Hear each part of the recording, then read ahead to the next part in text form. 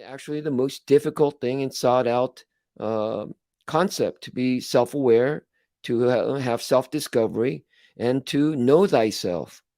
That and so um, uh, yes, we do. I do realize that that is the a very difficult and challenging task.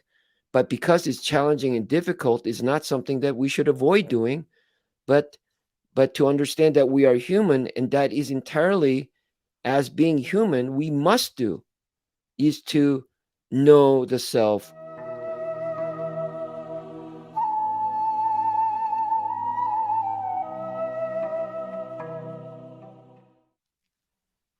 Hello. Welcome to the Live by the Sword with Grandmaster Taejoon Lee, and my name is Ferny Ceballos. I will be hosting this conversation, and Grandmaster Lee, thank you so much for having me. It's always an honor, sir. Absolutely. Thank you. Good to see you again, Fernie. So this is episode 5, or our 5th conversation. These episodes really are more conversations about different topics. Uh, and last time we talked about fear, the topic of fear, and we left off actually around a related topic, which is the concept of a herd mentality. We use the example of one person jumping off a cliff, group of people jumping off a cliff. If a mass group of people jump off a cliff, eventually people start wondering, hey, maybe I should jump off the cliff too. And what's with this cliff thing? Yeah. Um, and I thought it'd be important for us to kind of just talk about, again, herd mentality. But being in a herd is not all bad, but there's a negative side to it as well. And so, what part of a herd mentality, or wanting to be part of a group or herd, is positive, and at one point does it become detrimental to us, especially if we want to be independent thinking beings? Yeah. Well, the example that I used, or I finished the last podcast with, was about the idea of people jumping off cliff. Now, the first notion that you have to start off here, obviously, is the notion of jumping off cliff. So uh, that is a negative concept to begin with. Why would anybody Hmm. jump off a cliff, right? So there's no reason for anyone to take that action or to follow that action, right? So when you jump off a cliff, normally that's equating with suicide. That's Hmm. equating with giving up. That's equating with with having no options, and so it is the worst decision a human being can take, is to end their life by jumping off a cliff. So the question here is, when one, knowing that it's such a negative thing, knowing that it's such a bad thing, knowing the finality of that action, when you see one person do it, you might not be influenced. Of course, you're not going to do it. Okay, why would you do that? But if you see a group of people do it, if you see your whole community do it, and what I illustrated was, if the entire, population of the human race does it, would you do it? Surely, when one or two does, you won't, even a large group. But if everybody does, knowing that that this is not a good thing, there's a part of you that's going to say, well, you're going to think about it, and think about whether you should or not. So um, we are all influenced, because we are social creatures, whether we like it or not. We are influenced by other people, by what they do, by the decisions of the majority, by the status quo, by what government, by what is popular, what's trendy, and we follow in our behavior and our choices to those people. Now, the the question here is, it as it applies in the statement I'm making, what I'm trying to get across, and as martial artists, um, and more than that, or besides that, just understanding uh, and valuing what is to be human or what is to be a human being, then I've said that the ultimate power we possess is the ability to make proper choices. Um, so I don't believe, I don't think that the herd mentality is a positive, um, is a positive, or is a way of maximizing what is to be human. Because following the herd without having proper individual, independent thought um, is is in my mind is it's lazy, it's irresponsible, and it is um, not in line with the idea, the maxim of being human. We are abandoning and foregoing, letting go of our greatest attribute, and that should never ever be the case. Um, um, so the idea is what we're talking about before, is that there are people that are born this way, that are a little bit, that are born inclined to be sheepish, or to have a herd mentality, and people um, who are born to be more independent, and be like the lone wolf. Um, uh, and what I'm trying to say is that even if that is the case, um, the our aspirations, especially for martial arts, in what we're trying to teach, is for the individual to be empowered. And that means in order to be empowered, you have to know what your strengths and what your deficits are, not just so that you could identify them, but that you can start to make choices to uh, to transform yourself if what you find out, who and what you are or how you are, is something that you don't agree with or you don't like. So it's the idea of knowing the self, of course, is the question since beginning of man, has been actually the most difficult thing and sought out uh, concept, to be self-aware, to have self-discovery, and to know thyself. That and so um, eh, yes, we do. I do realize that that is the a very difficult and challenging task. But because it's challenging and difficult, is not something that we should avoid doing, but to understand that we are human, and that is entirely, as being human, we must do, is to know the self. Um, and then once you discover and know yourself, then now you have the choice. So you find out, yes, you're sheepish, or you find out you're wolfish. Maybe you find out that you're more wolfish than sheep. Maybe you don't particularly like that aspect about yourself, because that's not what you want. Then you can make a choice to alter that if you want. If you want to be more passive and less aggressive. On the other hand, you find out that you're more sheepish, and you're more of a follower, and you don't seek questioning, you don't question, you don't doubt, you just kind of go along with the crowd, you're introverted, you're quiet, you never voice your opinion. uh, then and discover that's the case, and you want to change that, and then now you must work towards the things to uh, to alter yourself, to be more extroverted, to be more outgoing, to be more, to contest, challenge, and to be more independent. So, um, what I'm disagreeing with is the idea, to be heard, or to be a herd, to be a follower.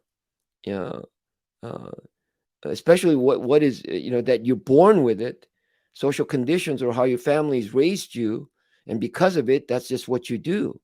I think that is a limitation and fault of an individual, and that is why, in my opinion, also the process of the democratic process sometimes falls and does not work because the individual does not take the time and the effort to understand and know the material that they are participating or voting on, and just going off of what is popular and on things on hearsay. So uh, um, so in that so, so that is the reference, what I'm making, and what Hwa Rang Do or martial arts, what we try to do. If your goal is to empower individuals, then then we have to strengthen those areas, and that happens physically, mentally, and emotionally. So if you're physically weak, then you're going to be also emotionally squeamish and easily frightful, and that's going to be create uh, not a clear mind, and you can't think properly. If you're not calm and you're always nervous, surely you're under a mild panic, and under that state, you're not going to be thinking clearly. So you're not going to be making right choices. So, um, you know, what we talked about before. So fear, of course, is essential. How we face and deal with fear. Um, and so as a martial artist, our biggest goal is to help individuals, deal with fear, deal with it physically and emotionally, to have some mental clarity so they can use their, you know, biggest strength, which is their ability to reason. Well, I definitely can relate to that. Coming in, I'm a person, and this, sir. So I'm just letting everyone else know.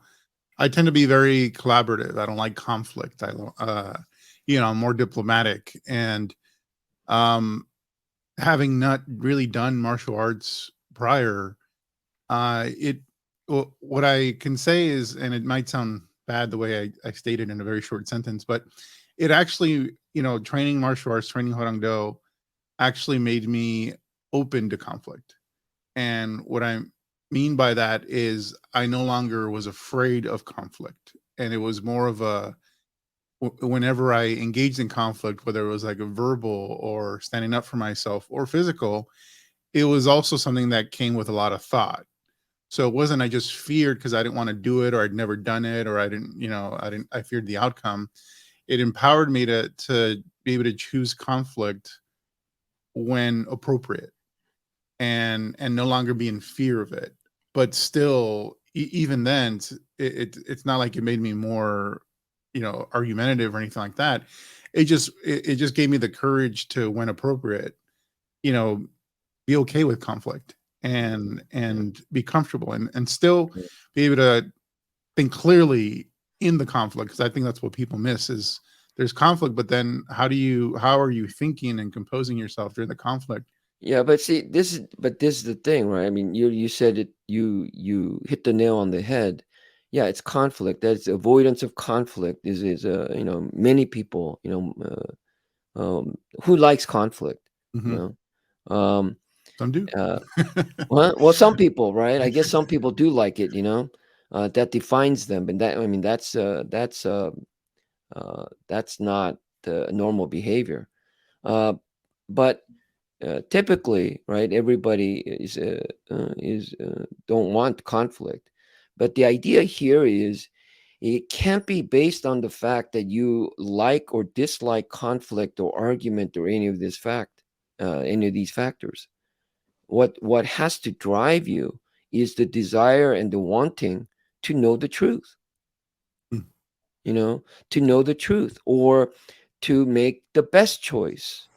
Or so no one should be arguing for argument's sake, or or create conflict for because that they can. It has to be founded on the idea, the desire to want to know better, to have better understanding, to know the truth, so that we can make better and better choices. So as long as that, and this is the entire this is the root of it, really.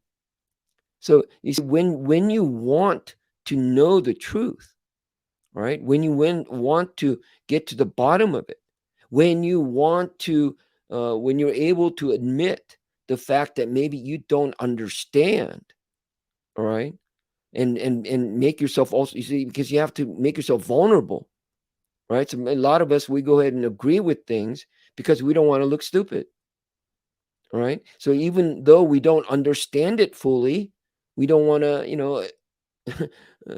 look, you know, like an idiot in front of everybody else. But see, that's also, you Hmm. see, the sense of herd mentality, the pleasing and appeasing and and thinking about what other people are thinking about you, right? Rather than what is essential and important, which is understanding, truth, you know, what's right, uh, in and when you're seeking for those things, when you're seeking for the maxim, when you're seeking for the best, when you're seeking for the truth, what is really right, and etc., then yes, you're going to face resistance. You're going to face resistance. You're going to be argument. You're going to have conflict because it is not the idea of truth, right, or what is right, is not a what do you call that? It's not the majority, you know. So it's not based on what the majority of the people say. Okay, it has to do with uh, what is true. So this is many times a problem, right? Um, you know, uh, and there's a few people. I mean, we just take a group of people. Let's say you're friends. You have a handful of friends, five friends or whatever. You guys are just talking, whatever, and you're sitting there and you're having a discussion, you know. And if you're not, a strong-willed individual, whoever is the most dominant, or what is alpha male, whoever's most aggressive, and then that person leads another three of them or four of them to all agree in the same thing, but you, as the one person out of the five, don't agree with it. And if you get intimidated by that fact, then you're going to lose out. You're going to lose out, and you're going to question your, question yourself. And this is the other thing, right? It's doubt. It's sparking doubt. So any kind of statement that other people make, unless you are assured about yourself, uh, and then it's going to implant this sense of doubt. Maybe I'm wrong. And then once that starts, then it's a, and then if you don't have a high self esteem, that's it.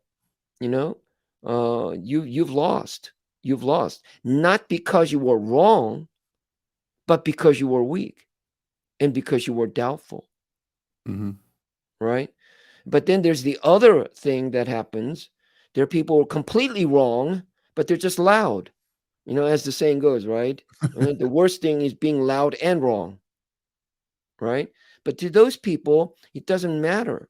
It doesn't matter that they're right or wrong. It just matters that they're right, Hmm. right? So there are those individuals, and that's not correct either. That just as I said, that just another manifestation, a different manifestation of the same sense of weakness, of doubt, fear, not knowing. But it's a passive aggressive kind of, you know Well, one is a fear of curiosity. The other one is not being curious at all, and both don't lead to answers. Don't both, won't lead to asking questions. Yeah, the Thinking through. one the other is sociopathic. I mean, they don't care. It's about what's right or wrong. What is they don't there is no curiosity. They just know they're right. you know. So um, it, they have no curiosity Mhm. whatsoever. Yeah. And to me, so if we're looking at the behavior, so you could say they're wolves. Their only intention is negative intention, and they're just their entire goal is to dominate and not seek for truth. So that kind of what we're talking about, that kind of wolfish behavior, no, you know, that's not uh, what I'm talking about. That's not true power. That's seemingly, having power, uh, um, and they need to express it because they're actually internally they're very weak. Um, so that's that's a different idea. You know. What I think, but what I just noticed, it's really interesting, is that both situations, the person who, I guess, lacks the courage to get curious, ask questions, lacks the courage to disrupt the herd, so to speak, by just asking questions. But then also the wolf who is sociopathic, insecure, and doesn't seek to be curious at all, doesn't ask questions. Both, to me, are very selfish, because Yeah. it's focused on the self as opposed Yeah. to seeking truth, Yeah. betterment for others. And so, even though they're so different, Yeah. fundamentally they're both, selfish and don't help Yeah. mankind. Yeah. See that this is the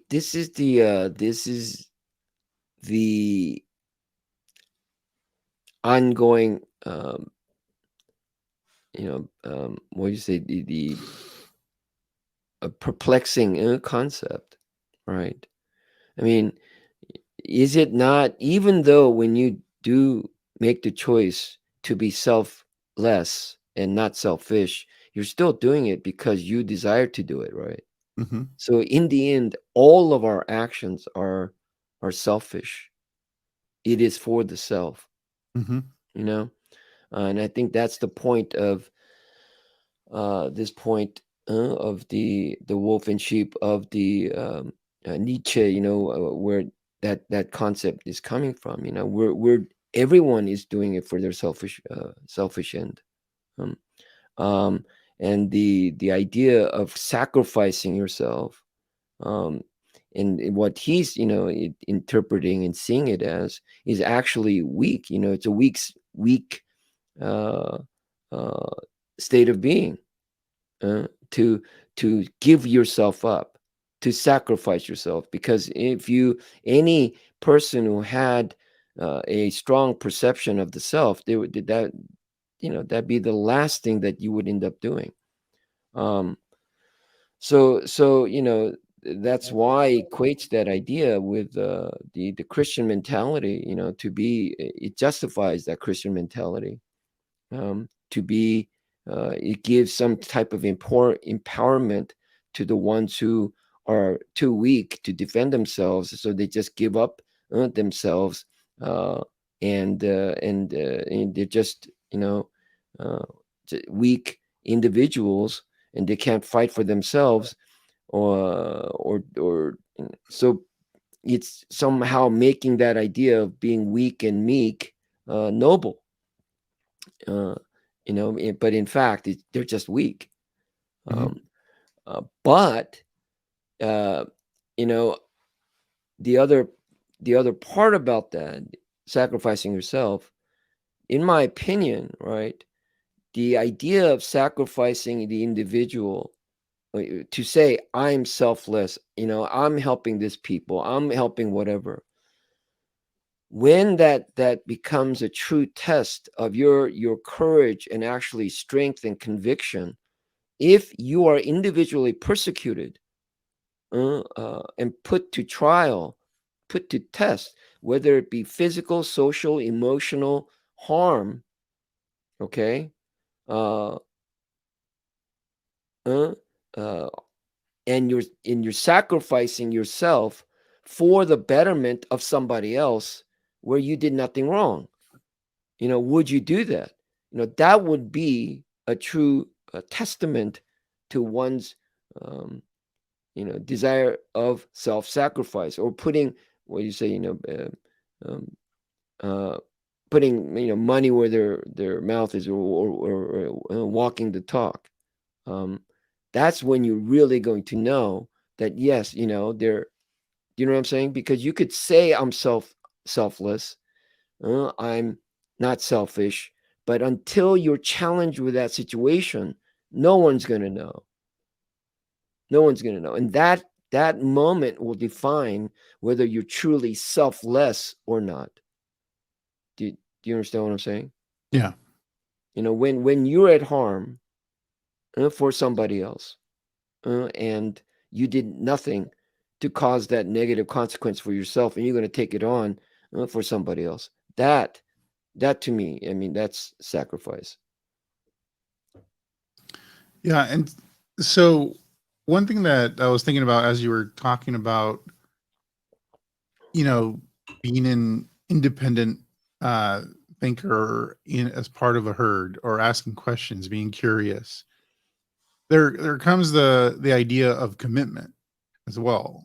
As part of a herd, there's commitment or loyalty, and there's so many different examples of that in society, that where that idea is breaking down to the detriment of society. But at the same time, think about, like, if somebody's in a commitment to a group, and that group values loyalty, but then that person is no longer in alignment with the values of the group, then those virtues or values kind of are in conflict, right? It's being an independent thinker, but then having commitment and loyalty to the group. What's the balance there? Well, that hmm, I mean, if lot okay, you are loyal to the group or the idea of the group. Of course, there is a sense of loyalty to the individual. Okay, but in my opinion, right, it is the ideal or the ideology that you're being loyal to, or whatever that person who's your leader then is an individual. What are his precepts, or what are Mhm. his foundations, and his uh, doctrines, and so forth.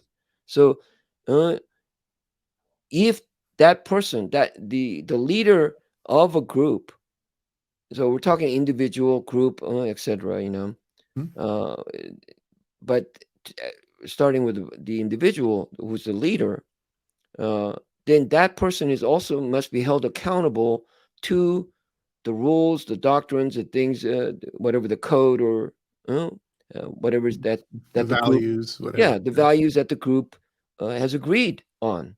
Okay, so if the individual who's a leader is not doing that, then it is the responsibility of the members of the group to stand up against those who are not abiding by those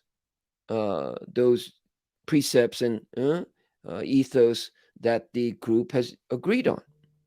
So by them doing that is not actually being disloyal, Hmm. but it is their loyalty that to the idea, to the group, that that that motivates them to take that action. Now, when you do that, there is a possibility that you'll suffer, okay, negative consequences if the leader, if you don't have the power to uh, to win your argument, and if the leader or the majority of the group finds you wrong in the wrong, then you're going to suffer the consequences of it.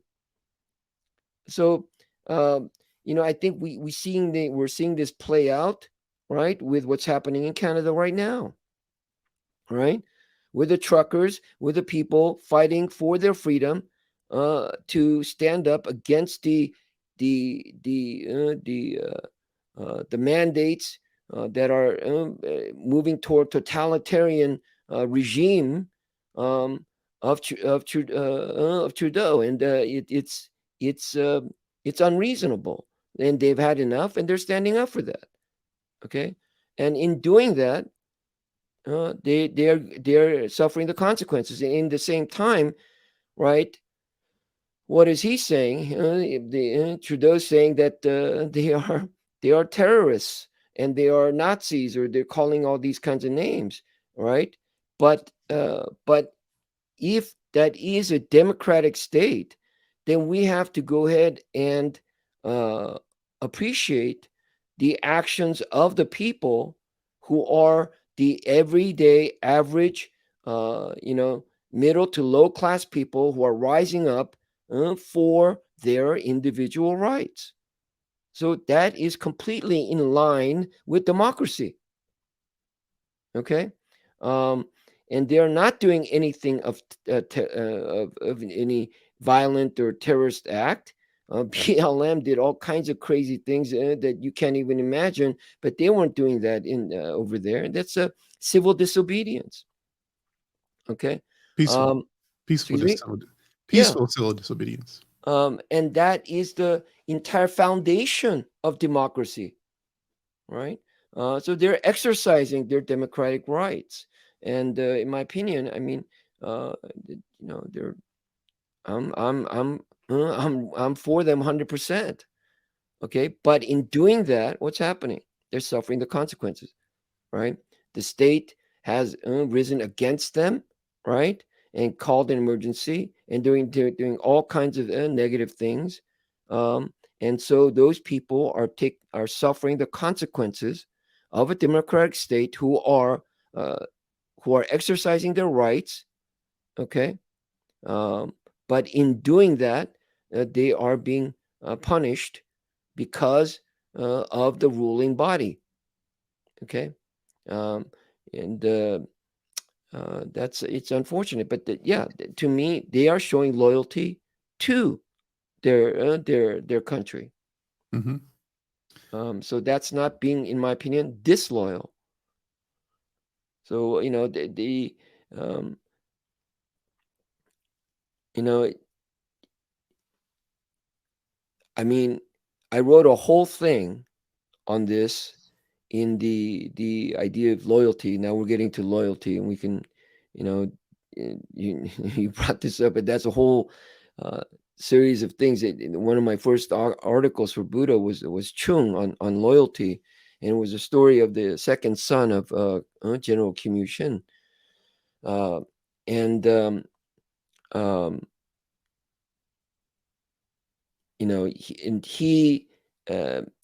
he was kicked out by his father, but continued to fight for his country.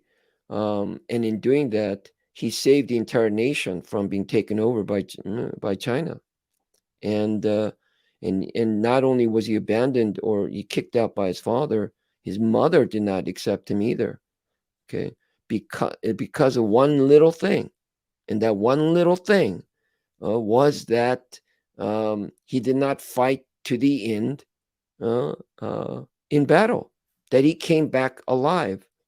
So you see, the the Hwa Rang code is that strong, and that code, that fourth code, right? Courage never to retreat in the face of the enemy.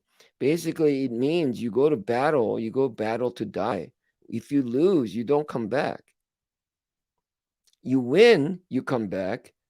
You so Kim Il Sung being the great general, or the highest general, right, almost to power of a king, uh, he could not accept his son disobeying that code, right, and he asked the king to behead, which was a friend of his, to behead his son.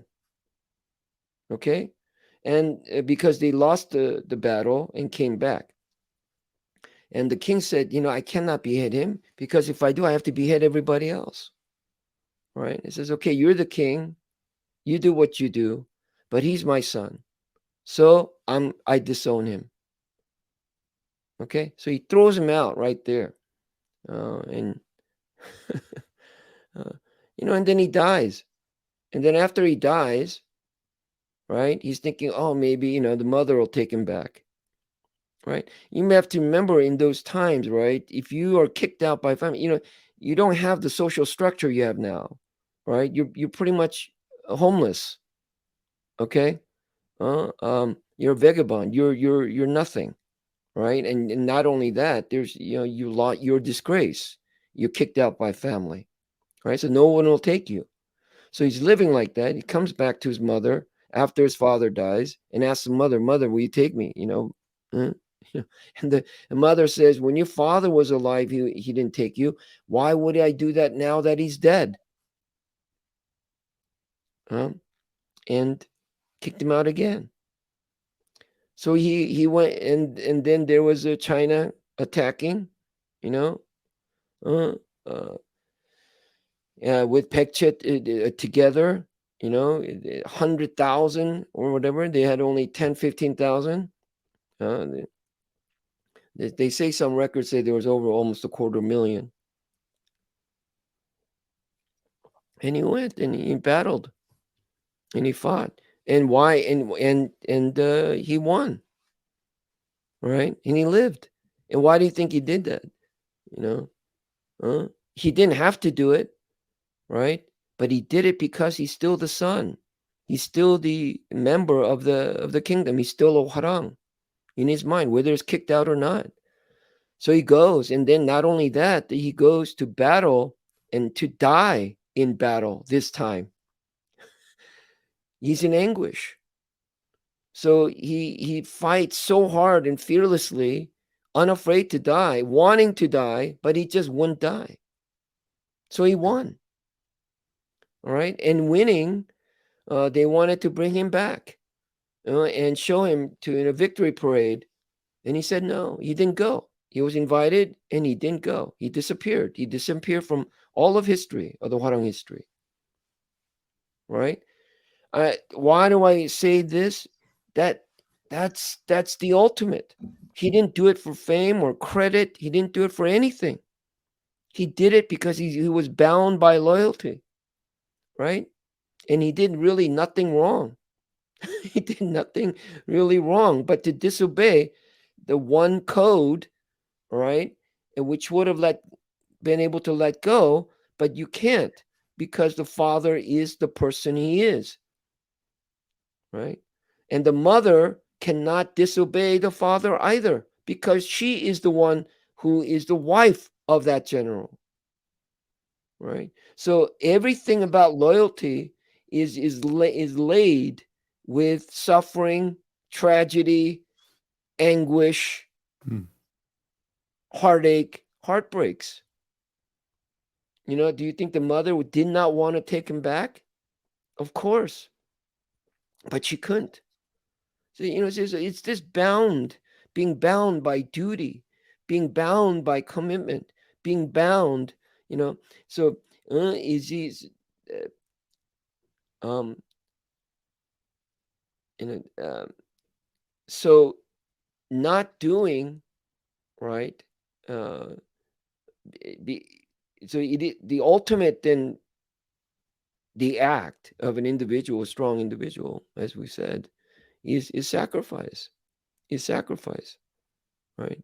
And the idea of having strength, power, one of these things don't matter if you gain power, strength, all these things for your selfish end, right? It's no use whatsoever, no use to society, no, it has no value, only maybe to yourself, right?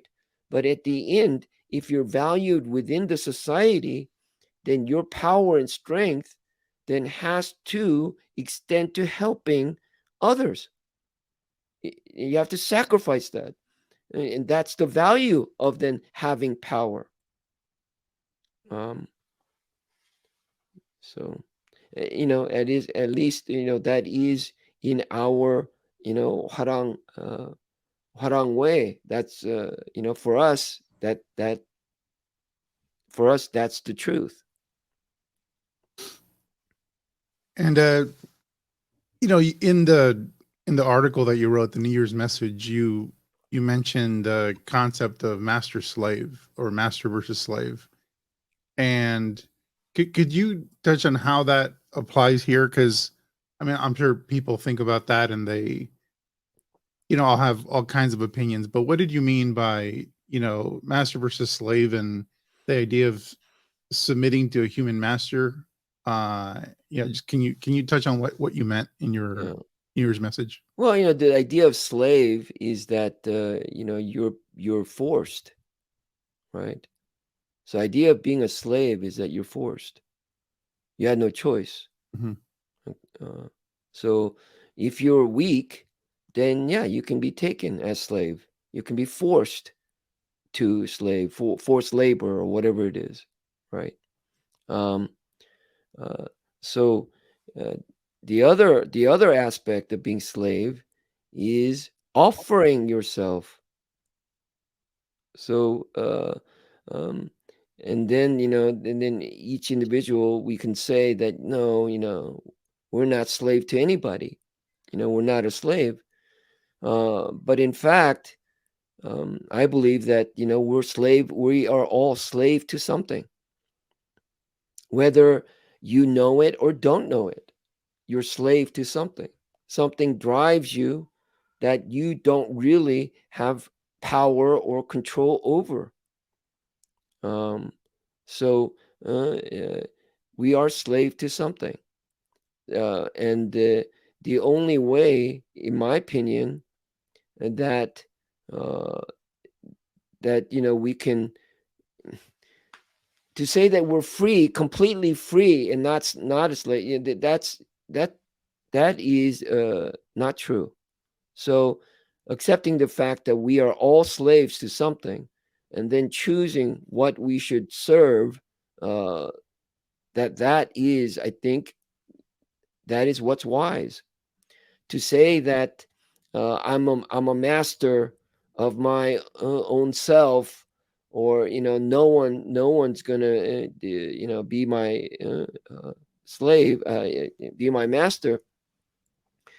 You know, well, I suppose that, let me take that back. No person, okay, uh, you should not be a slave to any person, for sure. Okay. Um, but we are slave to different, different things. You could be slave to, money. You could be slave to fame. You could be slave to uh, your own pleasures. You could be slave to greed. Uh, so, uh, you know, just because it's not a person, we have some things that's driving us, and I think foundationally, it's important to peel off the layers of yourself and understand deep down what is your uh, true desire and motivations, and then understanding that, um, let those things be the thing that guides. Now, the other thing is, what did I say earlier? Although you have all the power, the money, this whatever it is, that you don't acquire those things for yourself. You do it for others. And in fact, any meaning or value of any individual is not because you're alive. Your purpose in life, in living, is not for yourself. You live for others. You have value because there are other people. So if you don't have those other people, and they don't you have no responsibility, you're not reliable, then you have no value. Your worth, your value increases when more people depend and rely on you, um, and you take greater responsibility for more and more people and more things. That makes you what's valuable within a community, within society. So you are in service. You are a slave, so to speak, to humanity, but it's not a forced slavery, forced uh, labor. It is something you're doing out of love, and that's the the you know the the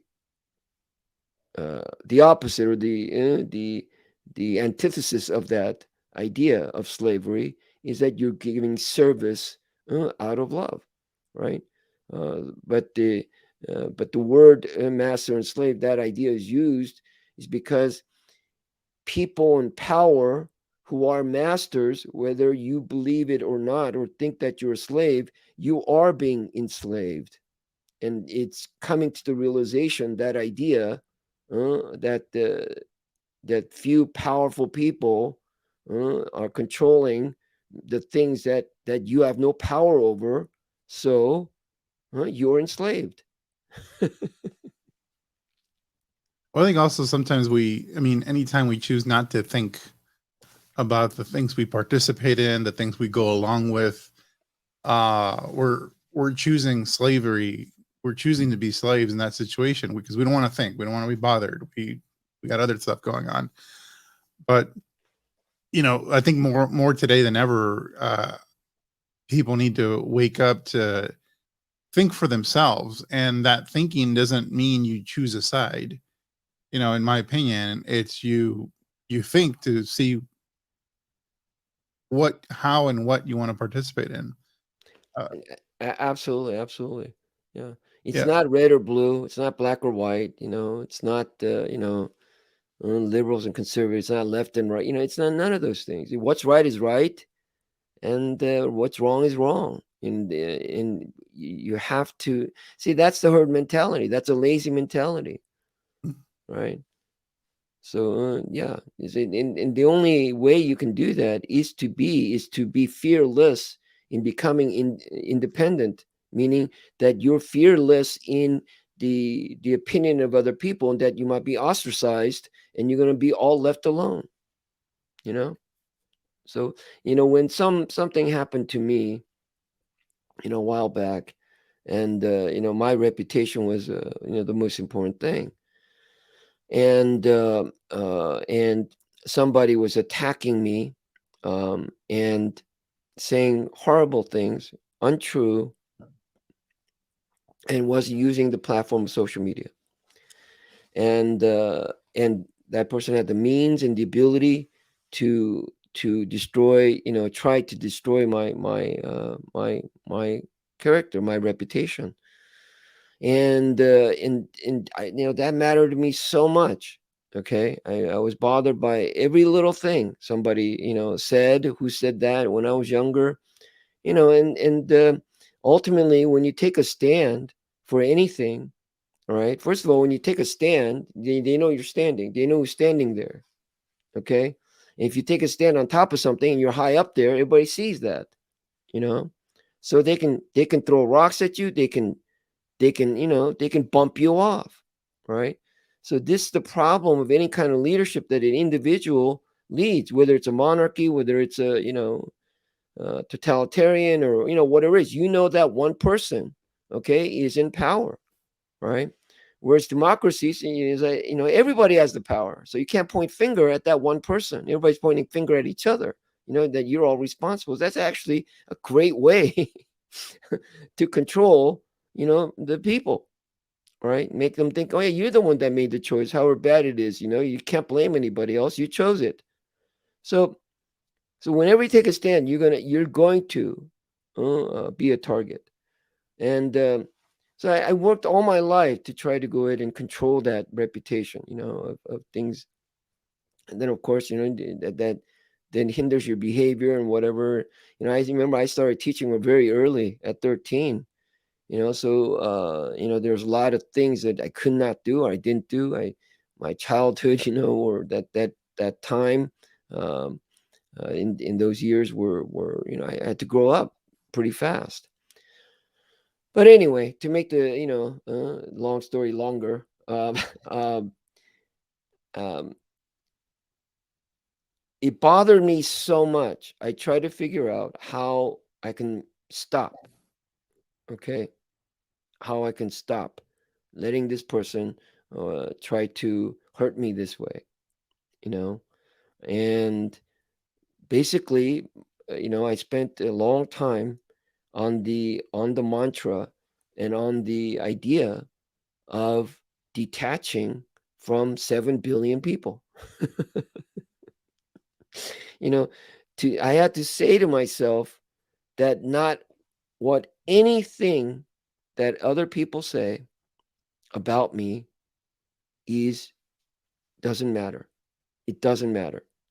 The only because I know, you know how sometimes, right, when people say things about you, or and this is the craziness in what it does to people through the social media, right? Why people commit suicide and so forth, right? And this bullying that's Yeah. done, and I can understand that, right? And you start to think, wait a minute, did I do that? It's complete lies, but you start to think you get confused. And so for me, what then I made that decision is that I know what's true. I know what I did and what I did not do. And that was my constant meditation and daily mantra and conviction. What I did, I know what I did. It doesn't matter what anybody says. And then, of course, ultimately, when I adopted faith, what only thing that matters to me, which then has made me, empowered me tremendously, and that is what God thinks, because God knows everything, God sees everything. So for me, it's not my relation or what other people think or what my relationship with them. It matters to me what God thinks of me, because he knows everything. Not only that, he knows what's in my heart and what's in my mind, right? And that is another reason why I'm humbled by that idea. If somebody knows everything about you, what's in your mind and what's in your heart, what you're feeling, what you're thinking, that humbles you, because you're not thinking always very nice things. So it's, you might not outwardly, you might do things that are not, that are good, okay, and you don't exercise the things you think about, but every person has those thoughts, right? We think negative, bad, horrible things, okay? So if somebody can hear that and know that, what you're saying or thinking, yeah, you know uh, you're not so clean, pure, and nice after all. And that's what humbled me, and that's what many ways it saved me, because it's and if it wasn't that, I don't know how I could do it. I don't know how I could, because we, like as I said, we are social creatures. you know uh we do care what other people think, and it does matter to us, right? But ultimately, um, you have to seek for truth. And if a group of people start to say you're this or you're that, you know, you have to be strong enough and have enough thick skin to say, no, that's not true. And know that, and not let that impact you in negative ways, which this society with this culture says. So once again, right, this is high school, right, and they're canceling, right, that's what the word is, right, cancel, they're canceling people. And it's just like high school. The popular kids, then whatever it is, a group of them get together and start putting out bad rumors about you, and then you're screwed. No one wants to be your friends, right? That's horrible. And that also, for me, okay, that also is for me in the same way that I was in high school, right? I didn't follow the popular crowd. That's the same reason why I started my Hwa Rang Do club, okay? And it's the same reason why I went to college and did the same. I went to USC, University of Southern California. You know that, right? The Trojans. Hmm. At the time that I was going there, it was in the 80s. Okay, they had the strongest and largest fraternal system on the West Coast. All right, And uh, literally, if you weren't a member of a fraternity, okay, as a guy, you would have no social life. It would be very hard to have a social life. That's how strong the USC social, the structure was. So I decided to go ahead and they do a thing called Rush, right? It's a week where you check out all the different fraternities. Okay, Hmm. so I think this is public. I'm sharing to the public my private life here, but I remember I went to one. I think it was, I don't know why it was. I think it was Sammy's. It was Sigma Alpha Mu, and it's a Jewish fraternity, right? Okay, either it was them or Betas. I forget. It was one of those guys, and it was just like out of Animal House. Have you ever seen Animal House? Yeah. Right? It was like Animal House. They greeted us. They were very friendly, right? They very friendly, and they said, they were very nice. Okay, and they gave you a beer, and then they put you in a room, right? In a room with some other guys. And they said, okay, you guys, socialize, whatever it is. And they close the door and they go off. So I don't know if you remembered Animal House, but they took the nerds or whatever it is, and they took these group of guys and they put them in a room, right? It was just like that. So I like, okay, So after, I didn't know what was going on, and then I looked around and like, and didn't come back for a while. I'm thinking, yeah, this is not cool. This is not right. So I left. I left, and I checked out some more, but it was all pretty much the similar type of thing. After a couple of days of that, you have to go for a week, and then you become a pledge, and you all that, right? Yep. And you go through Hell Week, and you do all these kind of, and then you do initiation, and you get accepted, and all that, right? After that, I was so angry, so upset. I almost thought about dressing in my black garb as Sursa. That's the Korean or comparable to the ninja, right? And terrorizing the row. The row is the where all the fraternity and sororities is. I mean, I fantasize about that. I was that close of actually doing that. Then I said, forget that, and I decided to open my Hwa Rang Do club. That really motivated to open the Hwa Rang Do club. So I then developed my fraternity, my fraternal group, uh, on my own. And guess who all ended up coming? All the fraternity guys ended up coming to my club because they were they wanted to fight. They wanted to learn how to fight. And they heard this little Asian guy, he's kicking ass on campus, right? So they came to check it out, right? First to check it out and see whatever, what, and then when they realize that that I was the real deal, I started getting all the fraternity guys. So our group, we had the best social life, and I was invited to all the fraternity parties, and I didn't have to go through any of the. Uh, oh, anyway, that just yeah, it's just uh, I'm I'm not that type of individual, and I don't like um, that kind of mob rule, right? And I don't like how a group ostracizes and does that. I don't, and so that irks me, and that is why I did Hwa Rang Do back then also, and that is the same reason I do today. You know, um, and um, I'm we have in our school lots of people, students who are introverted, who might be a little bit antisocial, who are withdrawn, who are shy, and through Hwa Rang Do, that's my commitment. the last 40 years, over 40 years, almost 50 years. That's what I've been doing. Empowering them, giving them power, and realizing that each individual and every person has value, no matter however small, however big, however low or high, that they have value.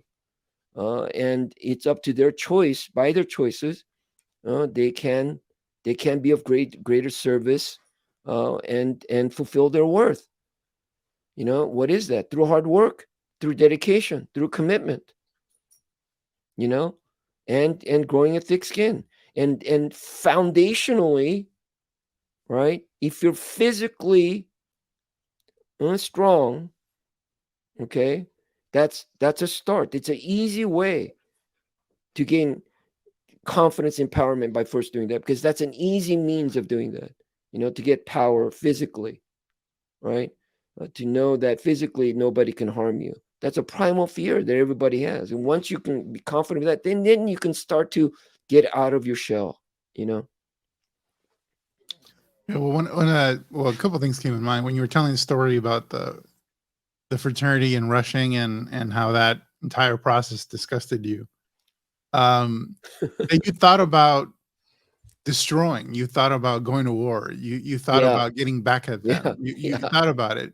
So you had the choice of destroy, but you actually chose to create. exactly. By being a leader and being loyal to your values, that allowed you to create something that didn't exist before. Exactly. And I think that was I think that offers a lesson of what courage can do, because by no means was it risk free to start your own thing, but it created unity across different organizations. Oh yeah, yeah. We Yeah. we we we had we had we did the whole thing. We had our own Hell Week, which later I didn't like the word. It was called Trials and Tribulation, TNT Week, and it was tougher than anything. It was mentally, physically, psychologically, emotionally very tough. And we had our own initiation, you know. And then, not only did I just start that one, but it ended up having 5, 6 different universities. And Mm. we were very strong, very strong. Um, so, um, yeah, absolutely, absolutely. That, um, um, yeah. So, it has to do with individuals' belief. You have to believe, and and you have to take risk, and that that needs to be practiced. Everything must be practiced. You can practice weakness, you can practice strength. you know it has to be practiced little by little. uh, so this is the exact thing in which we do in Hwa Rang Do, is that we do that, give little by little, and by the time you go through the entire process, you don't even know it, but you're also all of a sudden, you're thinking, wow, I feel great. But if you were told that you got to do all these things from the very beginning, there's like no way. There's no way I could do that. So it's little by little, incrementally moving forward and never taking a step back. Um, and so that is the entire goal, right? Entire goal. As we stated, what sheeps and wolves, or being sheepish or wolfish, masters or slaves, leaders, followers. The goal in Hwa Rang Do, when we say empower the world 1% at a time, we you we are saying that we want to make everyone their individual leader, be empowered, and it is their choice to be of service to other people, that they're not doing it forced or without choice. Okay, so uh, it is, if you're the in also, what we do is that if you're overly aggressive, if you're overly zealous and confident, okay, and overly aggressive and egotistical and self-centered, we humble you. Okay, and when you come in with low self-esteem, and terrible self-image, right, we empower you. It needs both.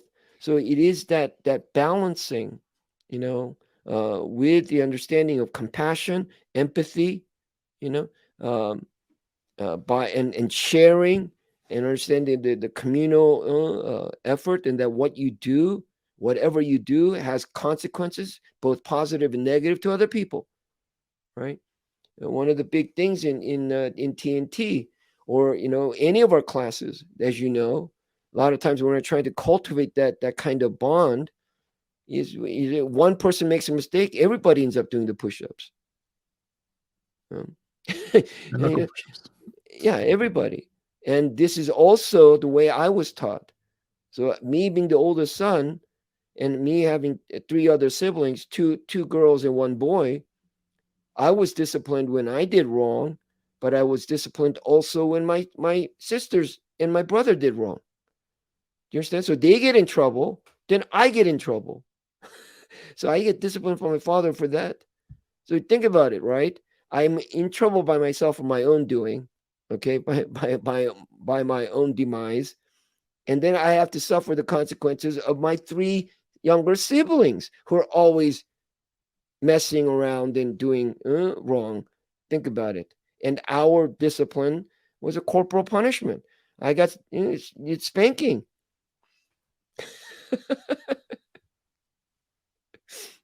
That's how I was raised. But in doing that, I'm and what is the lesson? Lesson is taught to me. You're the oldest son. You're responsible for your family. You're responsible for your younger brother and sister.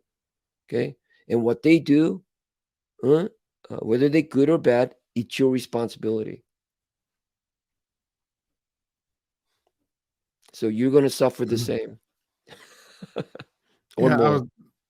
I was thinking, sir, what I mean, I think what I found amazing about just training in Hwa Rang Do and what I saw was you like you said, you had the people that were like overly aggressive, big ego, and you humbled them. And then you had the person who was, maybe shy, afraid, afraid of getting hurt, withdrawn, and that person was empowered and lifted, and it was done incrementally. That's how come I think it's called a martial arts system. It's like Yeah, systematically yeah, developing somebody. But I think what I found amazing is that eventually the person who was timid, and the person who was like overly aggressive, big ego, they kind of eventually came to the same level. yeah, Where now it was like they were even. yeah. There was mutual respect between the Right, two. Whereas right, if it was in the outside world, who would right, dominate that situation. right. Yeah, But then they were level. There was mutual yeah, respect. But even like from a talent standpoint or even competition standpoint, yeah, at a certain point you wouldn't know who would be the yeah, winner. And so you leveled out yeah, the playing field in that you actually helped people, realize their potential, which yeah, otherwise would not have been realized. yeah, And I yeah. thought I think that's really cool. Can you comment on that? Like where else would you find something like that? I don't know where else you would find that, Yeah. Fernie. And then what you just stated right now, actually, that's a very good observation. What you just stated. That's a very good observation. I can't tell you that I was doing that purposely. Okay, but that I just by you saying that right now, yeah, you're right. Um, uh, but no, I don't see that anywhere else. Where do you see it? I It's mean, a better question for you. Where do you see it? Because I don't see it. In fact, that's why I do it, because I don't see it anywhere else. That's why I continue to do what I'm doing. yeah, I mean, I can say that I maybe see it in my students in business because I run an education company. But even then, it's like our students are not competing against each other, and they are in a sense from a business standpoint, but it's Yeah, not as obvious. And there is the developing of others, and there is like helping somebody who was meek and timid realize their potential. But I just that visual of having two people that where you would know who would be dominant, who would yeah, chew the other one yeah, up and spit them out. But then yeah, in this environment, after you've developed them, Yeah. Now it's like when both have realized their potential, it's like Yeah. it's a toss up Yeah. because Yeah. who's gonna Yeah. win that Yeah. competition, grappling, swordsmanship, or whatever. I just think that that's amazing because Yeah. yeah, And I think that the thing there also is that the focus is here is on the cultivating of the individual, you know. And ultimately, in any society, and the goal of even a strong democratic society, is that idea. It has to be each individual has to be strong in order to make the group strong, right?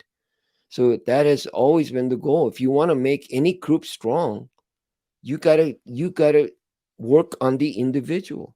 And I think what is terrible these days is that the attention is going away from the individual, and it's going toward the group, the masses, the majority, the you know um, the herd, you know and and this is why I make that statement, right? The statement is, this is a statement that exists, right? A chain is only as strong as its weakest link. Okay, that entire chain, no matter how long a chain it is, if that one link is weak, no matter how long or big or thick the chain is worthless, right? So, as an individual, then it is understanding that you belong to the link of all these chains, having them realize that, and the way you strengthen the entire link of all the chain is for that individual link to be strong. You have to understand that you carry the burden and the responsibility of the success of the entire, uh,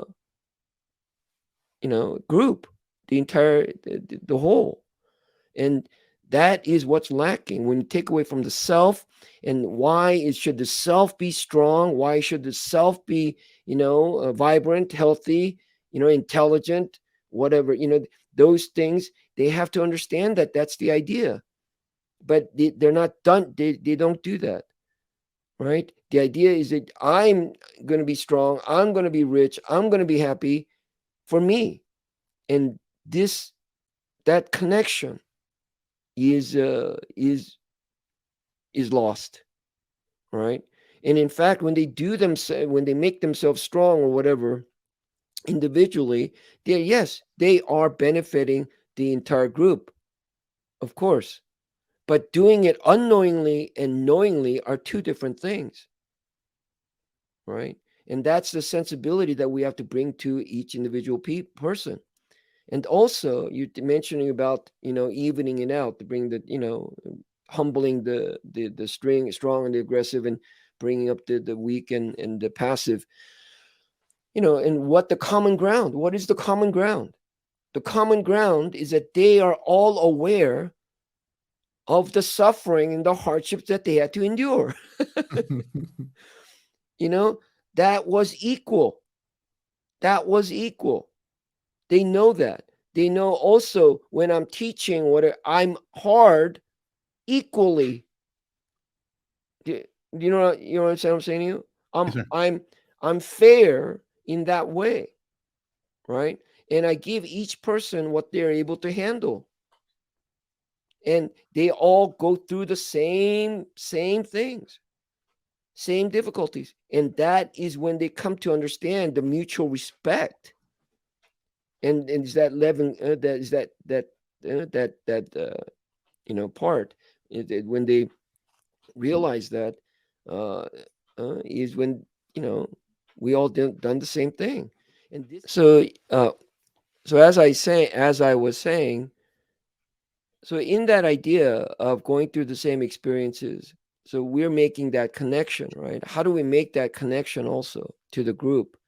Because when we compete, we give another notion in competition.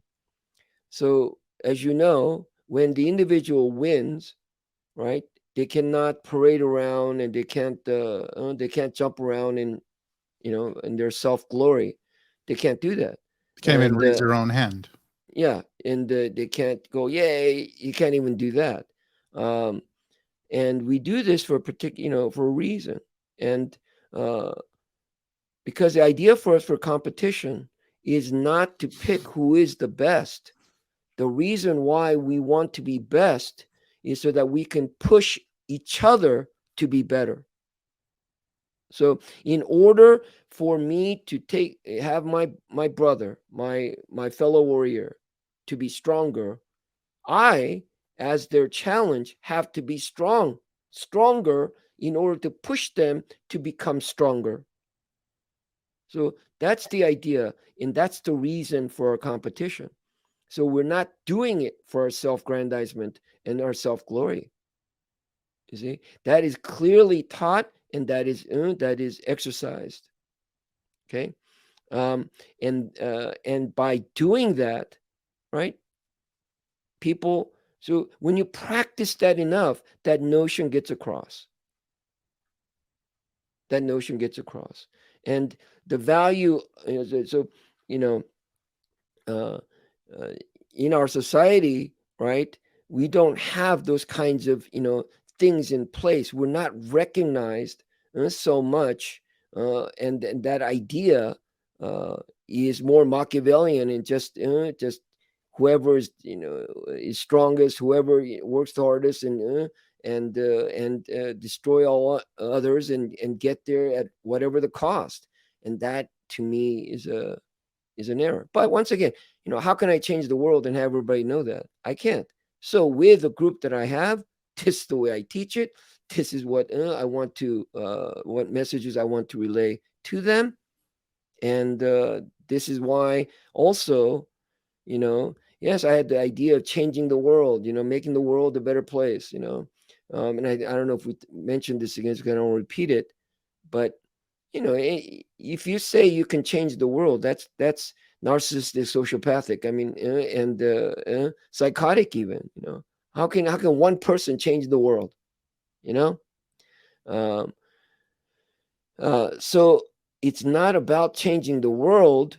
What's the world made up of? Individual people.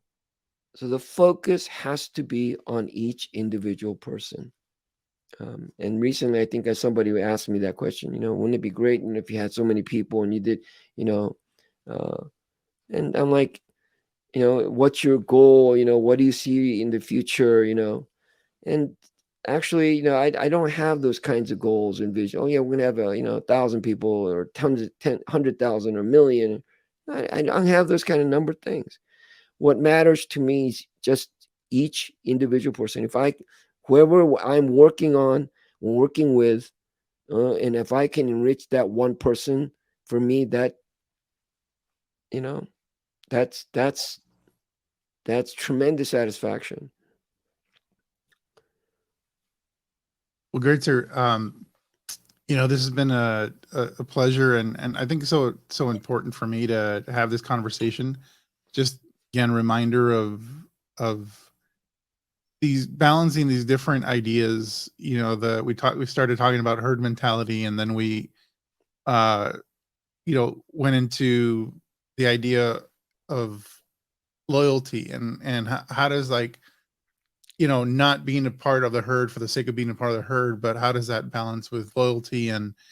Um and we kind of touched on all these different topics, but they're all related. They're all Yeah, related. How we develop a group as we develop the individual. And for me, it's just, it's a lot to reflect on. And yeah, I think that's the intention of this conversation and these podcasts, is to cause people to reflect and see how they can do better. yeah. I mean, and just to go ahead and comment on our podcast. I mean, we will move along, and we will. I mean, some of the things, topics will overlap, and then we'll try to do different things. But I think I'm enjoying our conversations. I hope that as I continue doing these, that I will become actually better at doing them, and us together, and that I hope that we can give some food for thought for our listeners. Great. Well, thank you, sir. It's always a pleasure. And we'll see everybody on the next show. Bye. Okay, sounds good. Hold on.